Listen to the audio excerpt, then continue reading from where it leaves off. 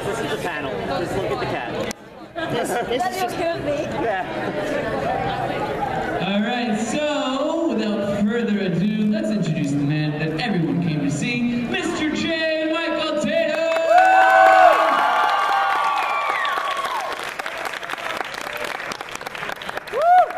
Don't worry, it's just water. Yeah.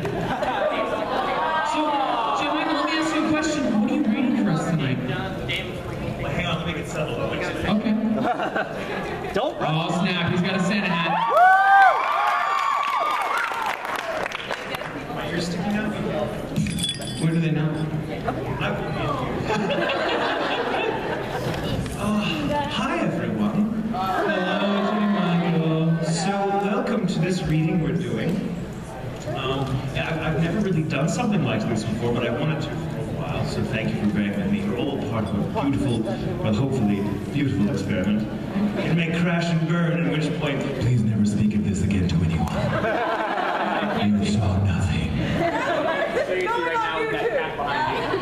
I know, you're all YouTube vultures!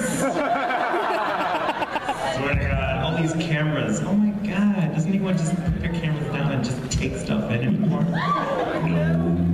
Yeah, but So, anyway, thank you for coming. It really means a lot to me. I'm actually kind of cool that you're all like in front of me, like story time. I feel like an old villager. Once upon a time. Stay a while. I used to go through 5 feet of snow.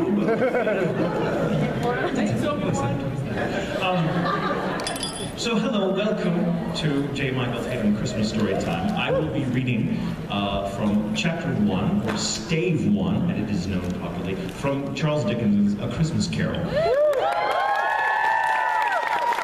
It will be a dramatic reading. Now, it's not. There's not going to be funny business or anything. It's not going to be riffing on it. This is literally one of my all-time favorite books to read, especially at this time of year. I mean, it's a ghost story for Christmas. How balls out is that? How many people here are familiar with it? Oh, so you know it. You know it well. Oh, How many people are familiar with one How that's many not? have no idea what it is? Anyone that have never read it before? Well, there's one person. Oh, awesome. Let me know what you think at the end. The rest of you, shut up. I'm not Mickey Mouse. As you all know, like Christmas Carol has been with me for a very, very long time. I read it when I was just a wee little lad. From a huge book of stories that my grandmother had on her shelf. And she used to read it to me, and she would do all the voices, and she would do the scary parts, and I love it. And there's the reason I would do the whole thing for you, but it's like 6 hours to read. And as much as you may think you love the sound of my voice, after 6 hours, it's like church. Like I just want to go home, oh my God, you'd all do something. So one chapter is good. Also the chapter, Stave 1, Marley's Ghost, is the most terrifying next to the Ghost of Christmas Future part, which, hey, maybe I'll do that next year.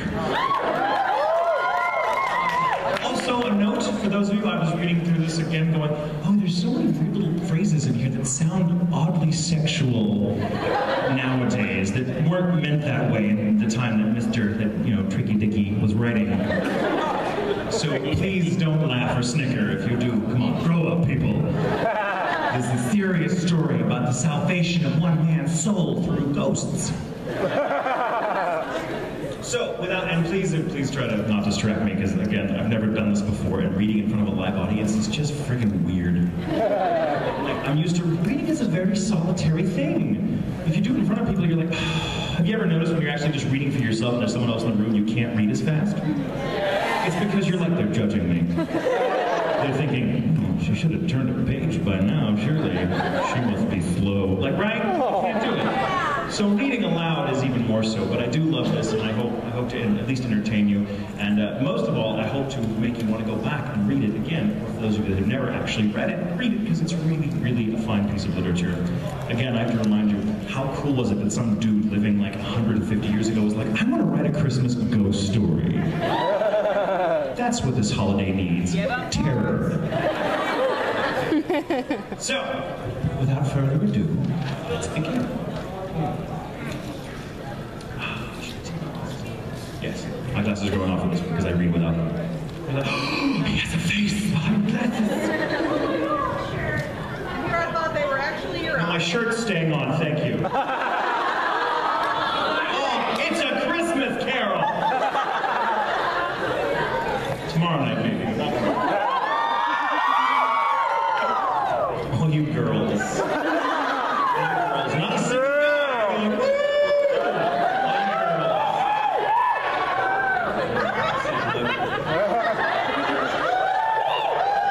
All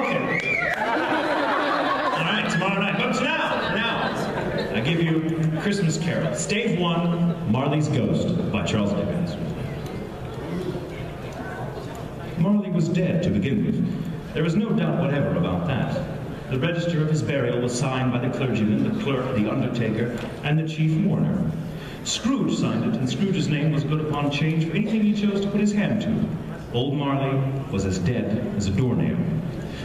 Mind, I don't mean to say that I know of my own knowledge that there is particularly dead anything about a doornail. I might have been inclined myself to regard a coffin nail as the deadest piece of ironmongery in the trade, but the wisdom of our ancestors is in the simile, and my unhallowed hands shall not disturb it or the country is done for. You will therefore permit me to repeat emphatically that Marley was as dead as a doornail. Scrooge knew he was dead. Of course he did. How could it be otherwise? Scrooge and he were partners for I don't know how many years. Scrooge was his sole executor, his sole administrator, his sole assign, his sole residuary legatee, his sole friend, and sole mourner. And even Scrooge was not so dreadfully caught up by the sad event that he was an excellent man of business on the very day of the funeral, and solemnized it with an undoubted bargain. The mention of Marley's funeral brings me back to the point I've started from. There is no doubt that Marley was dead. This must be distinctly understood, or nothing wonderful can come of the story I'm going to relate.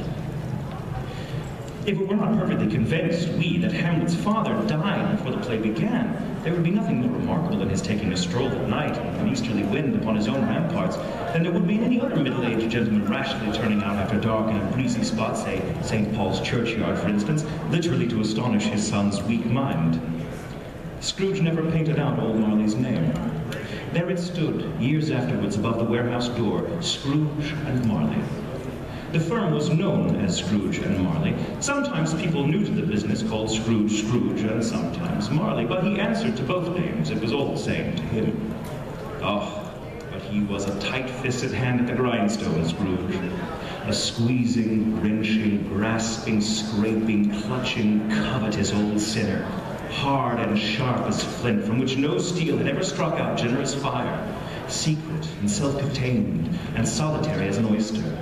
The cold within him froze his old features, nipped at his nose, shriveled his cheek, stiffened his gait, made his eyes red, his thin lips blue, and spoke out shrewdly in his grating voice. A frosty rime was on his head, and on his eyebrows, and his wiry chin. He carried his own low temperature always about with him. He iced his office on the dog days and didn't thaw it 1 degree at Christmas. External heat and cold had little influence whatsoever. No warmth could warm him, no wintry weather chill him. No wind that blew was bitterer than he. No falling snow was more intent upon its purpose. No pelting rain less open to entreaty. Foul weather didn't know where to have him. The heaviest rain and snow and hail and sleet boasted the advantage over him in only one respect. They often came down handsomely, and Scrooge never did. Nobody ever stopped him in the street to say with gladsome looks, "My Scrooge, how are you? When will I see you again?" No beggars implored him to bestow a trifle, no children asked him what it was of the o'clock. No man or woman once, ever, in all his life, inquired the way to such and such a place of Scrooge. Even the blindsmen's dogs appeared to know him, and when they saw him coming up, would tug their owners into doorways and up courts, and then would wag their tails as though to say, "No eye is at all better than an evil eye, dark master." But what did Scrooge care? It was the very thing he liked.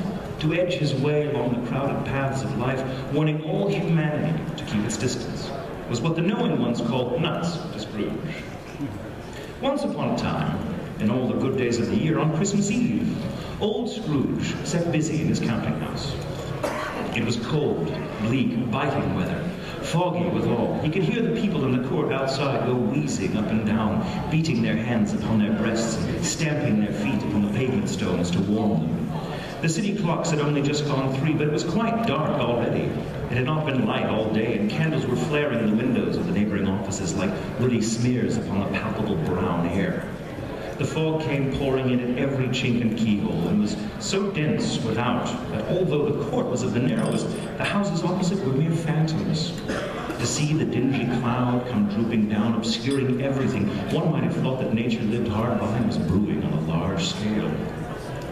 The door of Scrooge's counting house was open that he might keep his eye upon his clerk, who was in a dismal little cell beyond, a sort of tank, and was copying letters. Scrooge had a very small fire, but the clerk's was so very much smaller that it looked like one coal. But he couldn't replenish it, for Scrooge kept a coal box in his own room, and so surely as the clerk came in with the shovel, the master predicted that it would be necessary for them to part.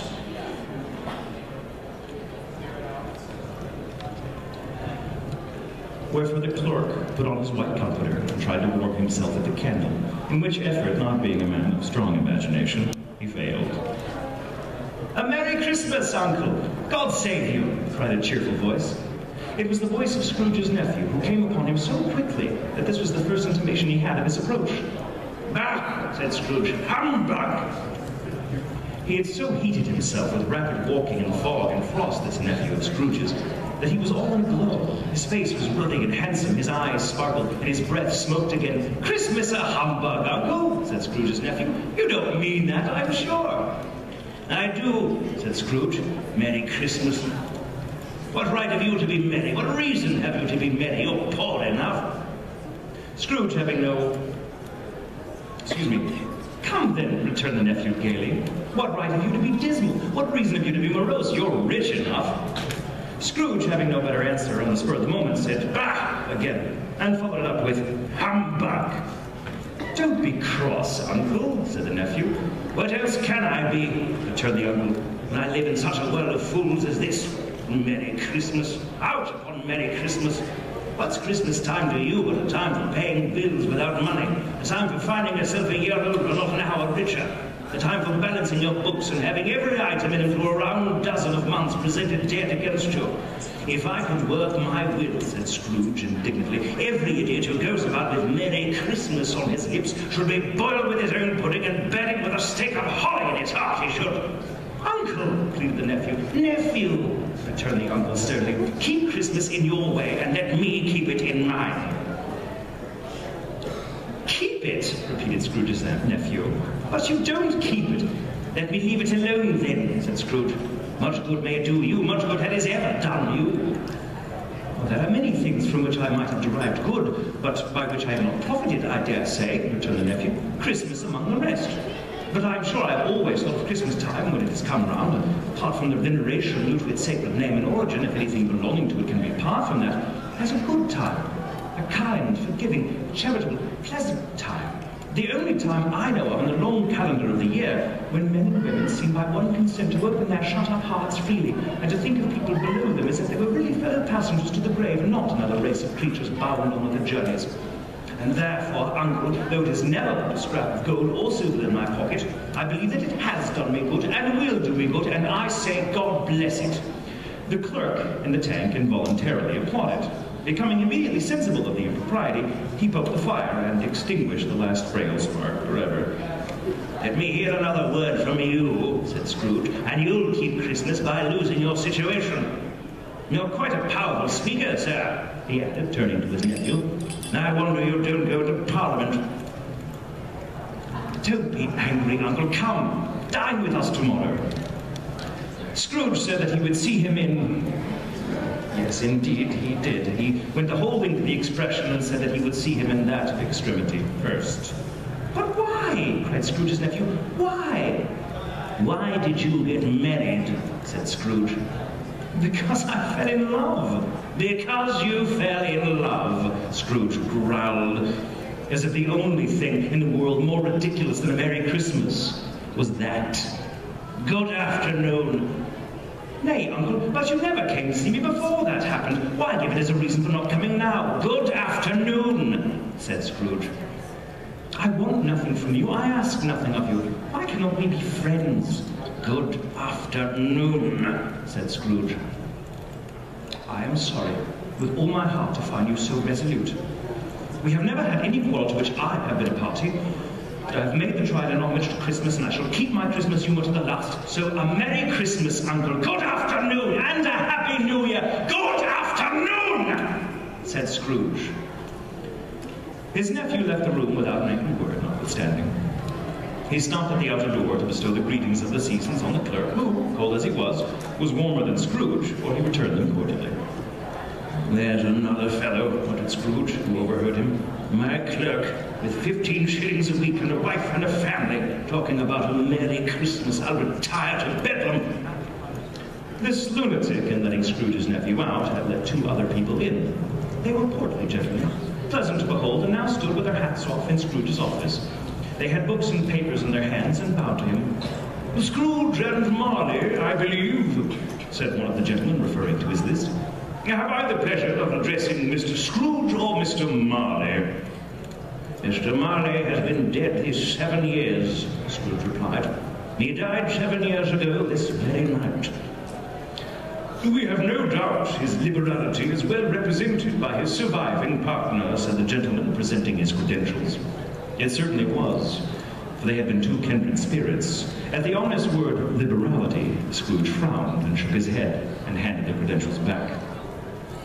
At this festive season of the year, Mr. Scrooge, said the gentleman, taking up a pen, it is more than usually desirable that we should make some slight provision for the poor and destitute who suffer greatly at this time. Many thousands are in want of common necessities. Hundreds of thousands are in want of common comforts. Are there no prisons? Asked Scrooge. Oh, plenty of prisons, said the gentleman, laying down the pen again. And the union workhouses? Demanded Scrooge. Are they still in operation? They are still, returned the gentleman. I wish I could say they were not. The treadmill and the poor lot are in full vigor, then, said Scrooge. Both very busy, sir. No, I was afraid from what you said at first that something had occurred to stop them in their useful course, said Scrooge. I'm very glad to hear it. Under the impression that they scarcely furnish Christian cheer of mind or body to the multitude, returned the gentleman, a few of us are endeavoring to raise a fund to buy the poor some meat and drink and means of warmth. We choose this time because it is a time of all others when want is keenly felt and abundance rejoices. What shall I put you down for? Nothing, said Scrooge. You wish to be anonymous? I wish to be left alone, said Scrooge. Since you ask me what I wish, gentlemen, that is my answer. I don't make merry myself at Christmas, and I can't afford to make idle people merry. I help support the establishments I have mentioned. They cost enough, and those who are badly off must go there. Many people can't go there, and many would rather die. If they would rather die, said Scrooge, they had better do it, and decrease the surplus population. Besides, excuse me, I don't know that. But you might know it, observed the gentleman. It is not my business, Scrooge returned. It's enough for a man to understand his own business and not to interfere with other people's. Mine occupies me constantly. Good afternoon, gentlemen. Seeing clearly that it would be useless to pursue their point, the gentleman withdrew. Scrooge resumed his labors with an improved opinion of himself and a more facetious temper than was usual with him. Meanwhile, the fog and darkness thickened so that people ran about with flaring links, proffering their services to go before horses and carriages and conduct them on their way. The ancient tower of a church, whose gruff old bell was always peeping slyly down its Scrooge out of a Gothic window in the wall, became invisible, and struck the hours and quarters in the clouds with tremulous vibrations afterwards, as if its teeth were chattering in its frozen head up there. The cold became intense. In the main street at the corner of the court, some laborers were repairing the gas pipes and had lighted a great fire in a brazier, round which a party of ragged men and boys were gathered, warming their hands and winking their eyes before the blaze in rapture. The water plug being left in solitude, its overflowing sullenly congealed and turned to misanthropic ice. The brightness of the shops, where holly sprigs and berries crackled in the lamp heat of the windows, made pale faces ruddy as they passed. Poulterers' and grocers' trades became a splendid joke, a glorious pageant with which it was next to impossible to believe that such dull principles as bargain and sale had anything to do. The Lord Mayor in the stronghold of the mighty mansion house gave orders to his 50 cooks and butlers to keep Christmas as a Lord Manor's house should, and even the little tailor, whom he had fined 5 shillings on the previous Monday for being drunk and bloodthirsty in the streets, stirred tomorrow's pudding in his garret while his lean wife and baby sallied out to buy beef.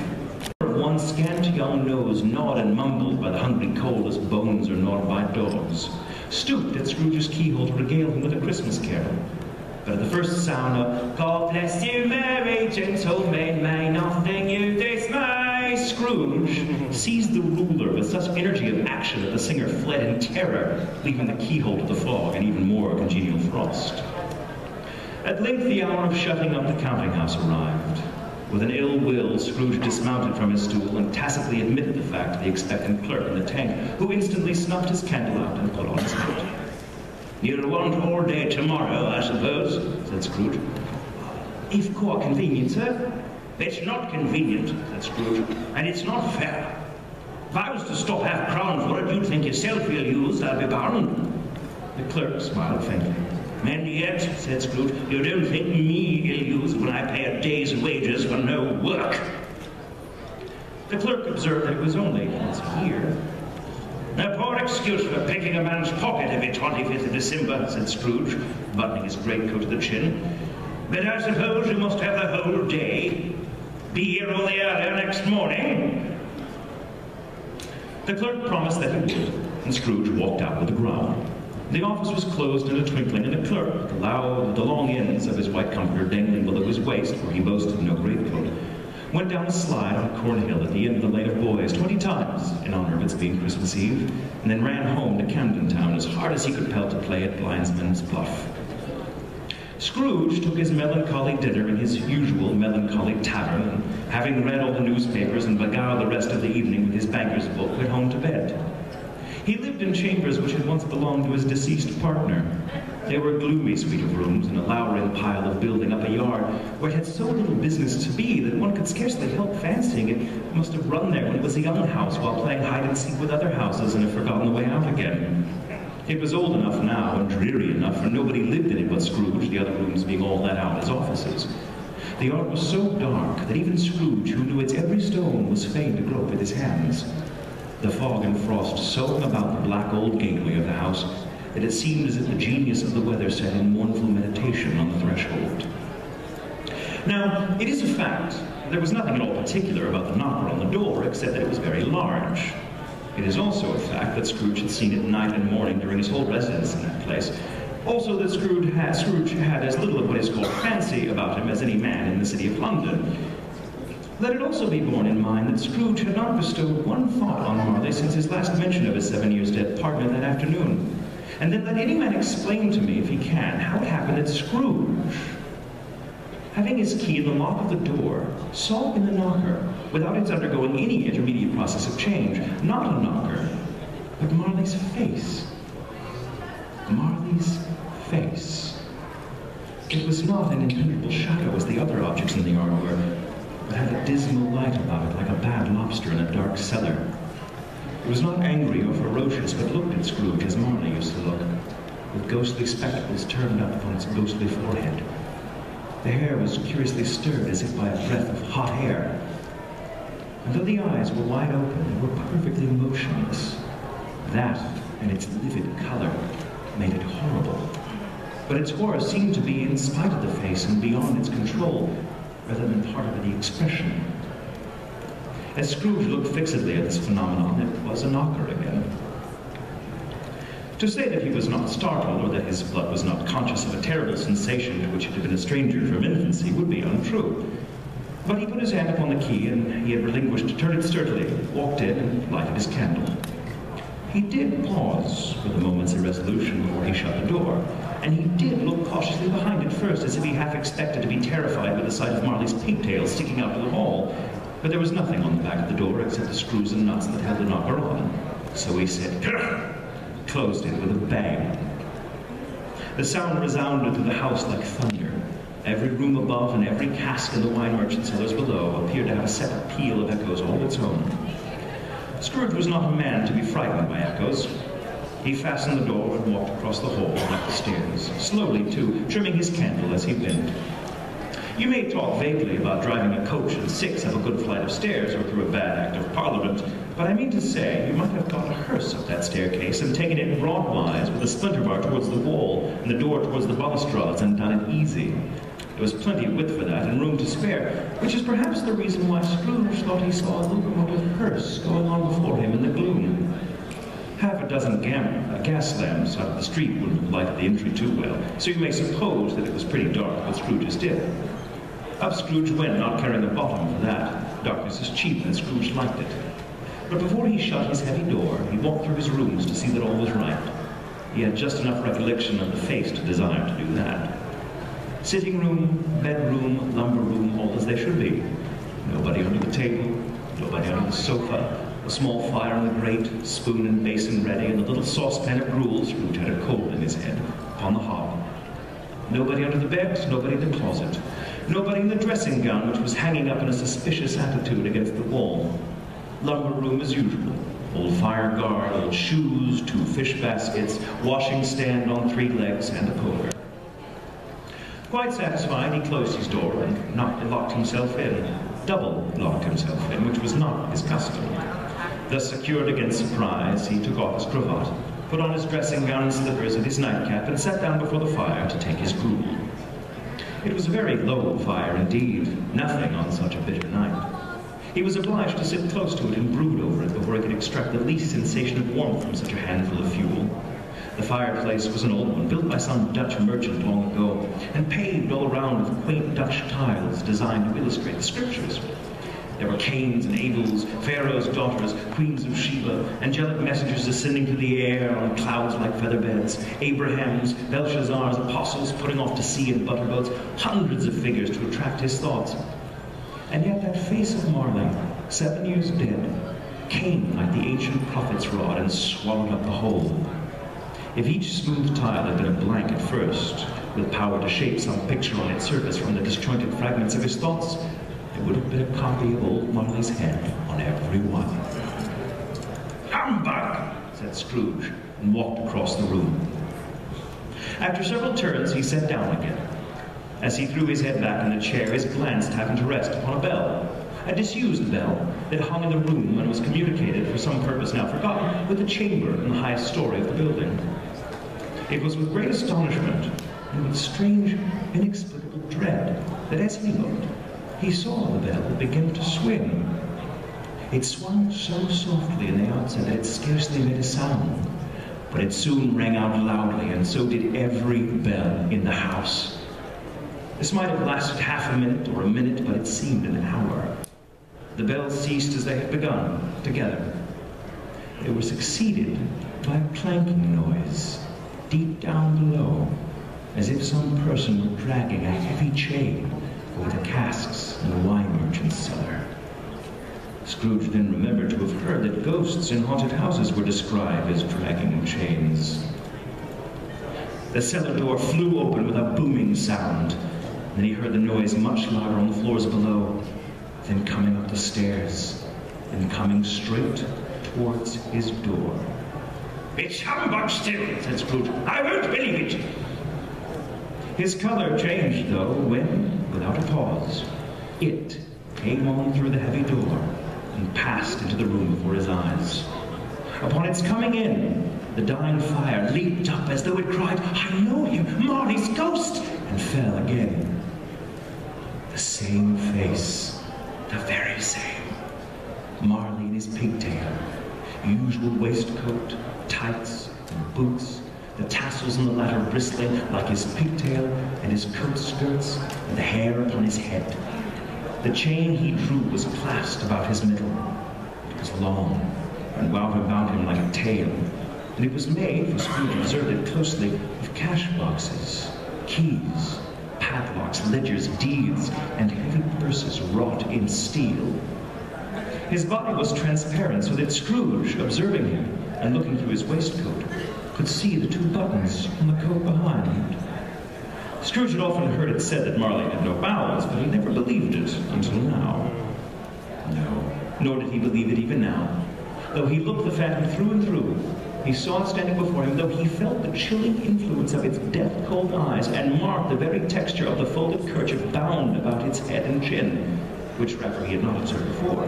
He was still incredulous and fought against his senses. "How now?" said Scrooge, caustic and cold as ever. "What do you want with me?" "Much." Marley's voice, no doubt about it. "Who are you?"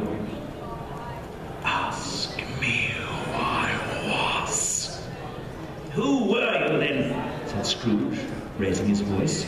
You're particular for a shade.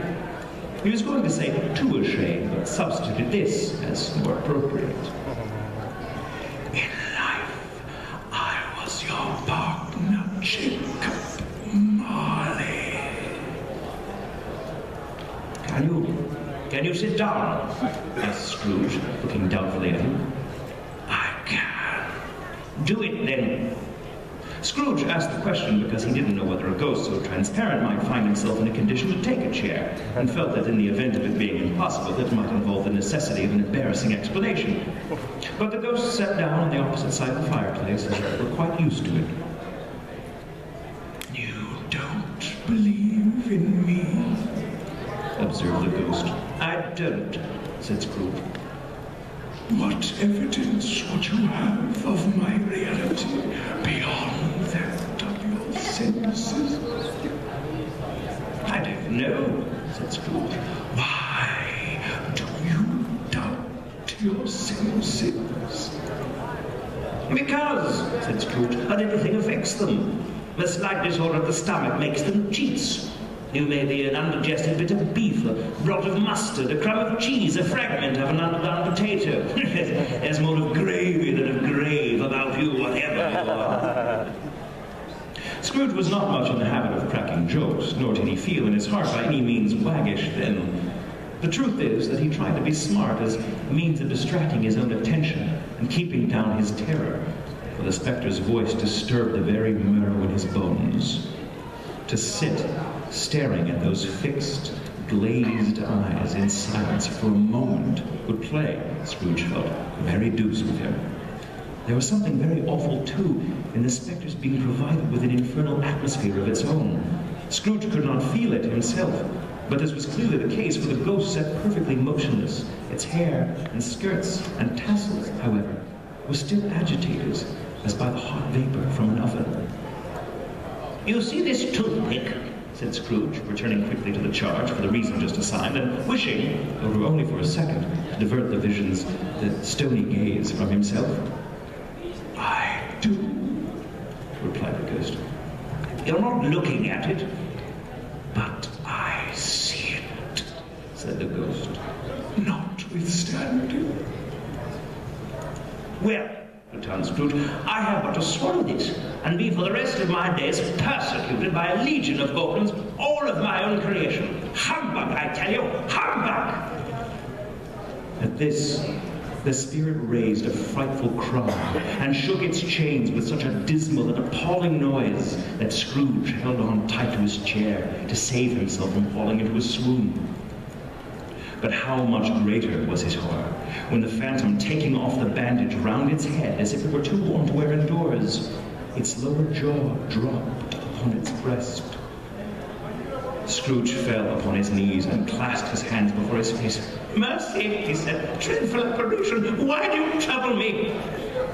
Man of the worldly mind, replied the ghost, do you believe in me or not? I do, said Scrooge. I must. But why do spirits walk the earth, and why do they come to me? It is required of every man, the ghost returned, that the spirit within him should walk abroad among his fellow men, and travel far and wide.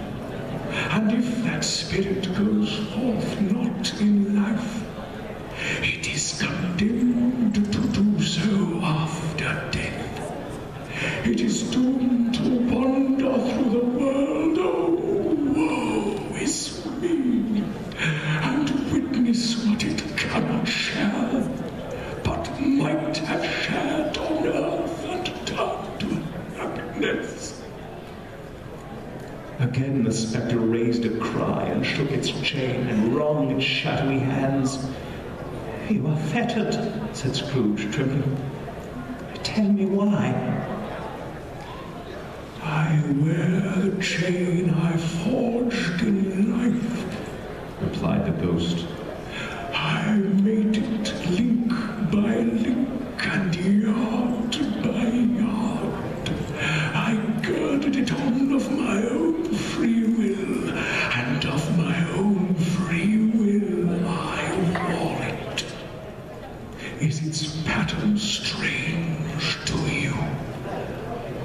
Scrooge trembled more and more.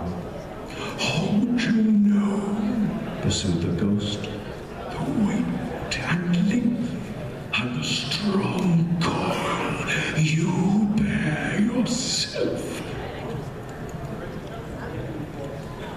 Scrooge trembled, glanced about him on the floor, in expectation of finding himself surrounded by some 50 or 60 fathoms of iron cable. But he could see nothing. "It was full and heavy as this 7 Christmas Eves ago. You have labored on your own sense. It is a ponderous chain." "Jacob," he said imploringly. "Oh, Jacob, Mother, tell me more. Speak comfort to me, Jacob." "I have none to give," the ghost replied. "It comes from other regions, Ebenezer Scrooge, and is conveyed by other ministers to other kinds of men. Nor can I tell you what I would. A very little more is all permitted to me. I cannot rest, I cannot stay, I cannot linger anywhere. My spirit never walked beyond our counting house. Mark me! In life, my spirit never roved beyond the narrow limits of our money-changing hole. And weary journeys lie before me." It was a habit with Scrooge whenever he became thoughtful to put his hands in his breeches pockets. Pondering on what the ghost had said, he did so now, but without lifting up his eyes or getting off his knees. "You must have been very slow about it, Jacob," Scrooge observed, in a businesslike manner, though with humility and deference. "Slow?" the ghost repeated. 7 years dead," mused Scrooge, "and traveling all the time." "The whole time," said the ghost. "No rest, no peace, incessant torture of remorse." "You travel fast?" said Scrooge. "On the wings of the wind," replied the ghost. "You might have got over a great quantity of ground in 7 years," said Scrooge. The ghost, on hearing this, set up another cry and clanked its chains so hideously in the dead silence of the night that the ward would have been justified in indicting it for a nuisance. "Oh, captive, bound, and double-ironed," cried the phantom, "to know that ages of incessant labor by immortal creatures for this earth must pass into eternity before the good of which it is susceptible is all developed. Not to know that any Christian spirit working kindly in its little sphere, whatever it may be, will find its mortal life too short for its vast means of usefulness. Not to know that no space of regret can make amends for one's life's opportunities misused. Yet such was I, oh, such was I." "But you were always a good man of business, Jacob," faltered Scrooge, who now began to apply this to himself. "Business?" cried the ghost, wringing his hands again. "Mankind was my business. The common welfare was my business. Charity, mercy, forbearance, and benevolence were all my business. The dealings of my trade were but a drop of water in a comprehensive ocean of my business. At this time of the rolling year," the spectre said, "I suffer most. Why did I walk through crowds of fellow beings with my eyes turned down, and never raise them to that blessed star which led the wise men to a poor abode? Were there no homes course to which its light would have conducted me. Scrooge was very much dismayed to hear the spectre going on at this rate, and began to quake exceedingly.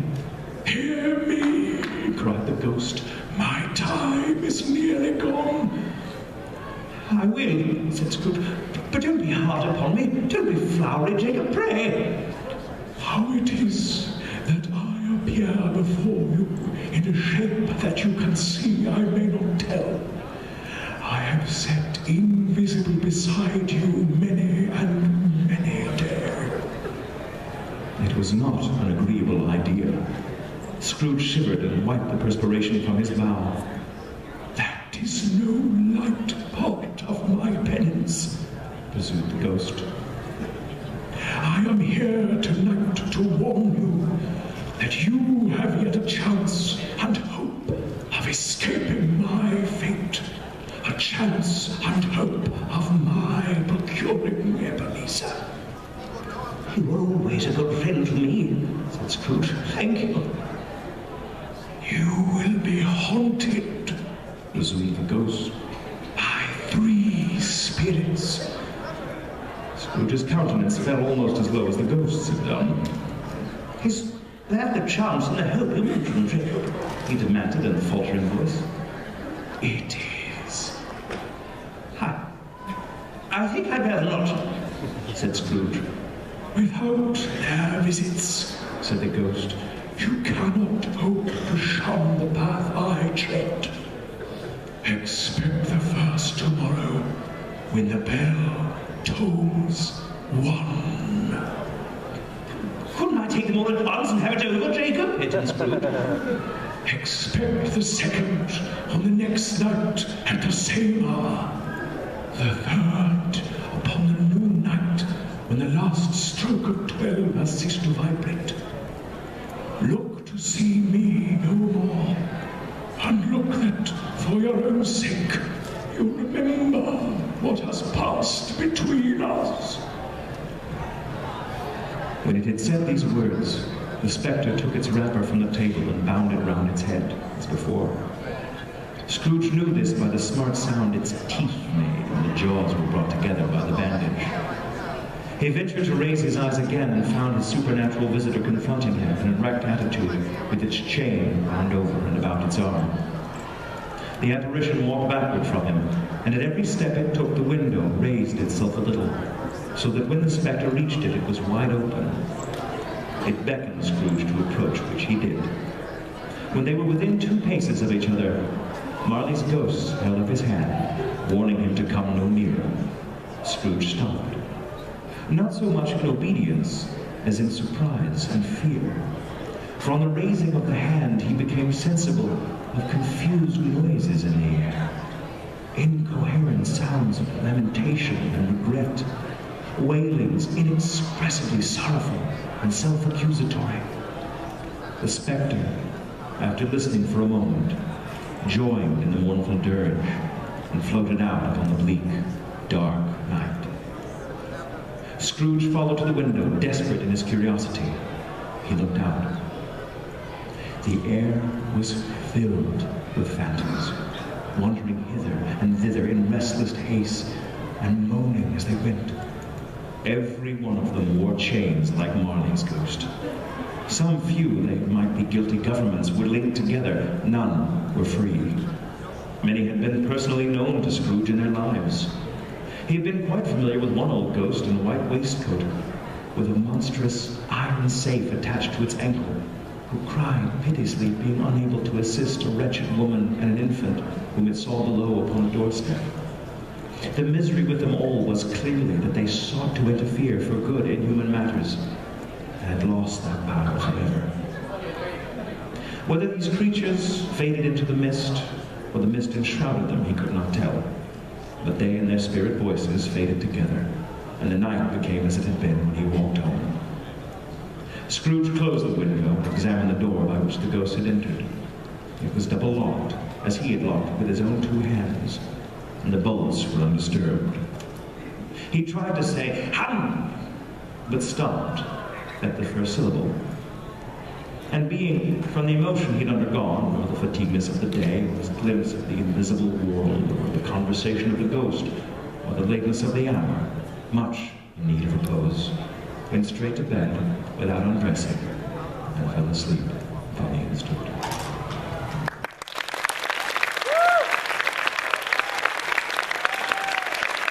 Thank you.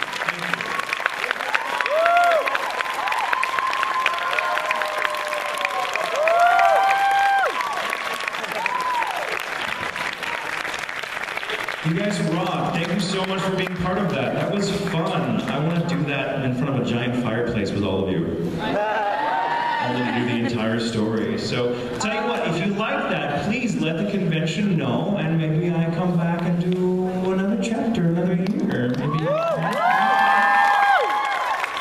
Thank you guys. I gotta get out of here. I've got old Ebenezer's to haunt. So.